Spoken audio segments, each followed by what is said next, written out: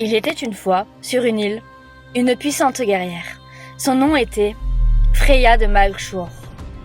Vivant sur une île reculée et mystérieuse nommée Malkshore, Freya se considérait comme n'importe quelle autre habitante de l'île. En effet, Malkshore n'était composée que de puissantes guerrières. Donc pour Freya, elle n'était pas spéciale. Pourtant, elle l'était.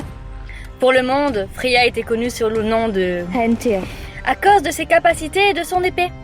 Pour son peuple, Freya était la chef la plus puissante dotée d'une épée maudite. Freya était une combattante intrépide et courageuse, défendant les siens avec passion, jusqu'au jour de sa mort, où elle rejoindrait le Valhalla. Une légende raconte que chaque âme avalée par l'épée est piégée pour l'éternité et rend la lame plus puissante.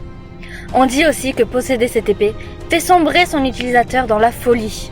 Pourtant, Freya n'était pas une commandante folle, mais elle était juste et honorable. Le pouvoir vient toujours avec des ennemis, même pour une île oubliée. Les ennemis de Freya croyaient fermement à la légende et enviaient cette épée. Un jour, l'île fut attaquée. Les guerriers de Malkshore étaient en infériorité numérique.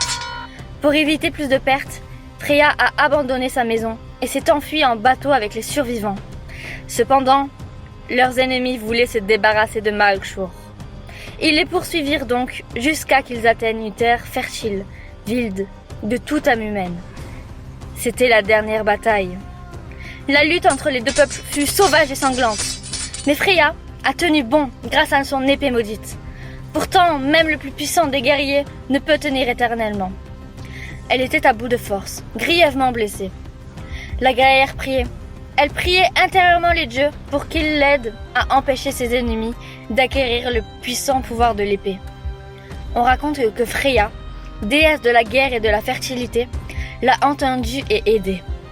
Avant de succomber à ses blessures, Freya aurait enfoncé l'épée au sol et un instant plus tard, l'eau aurait jailli de la pointe de l'épée et inondé tout sur son passage. Tout le monde a été noyé, que ce soit les habitants de Malkshore ou leurs ennemis. Freya, elle, n'a pas survécu, mais l'épée était protégée, comme elle l'avait demandé.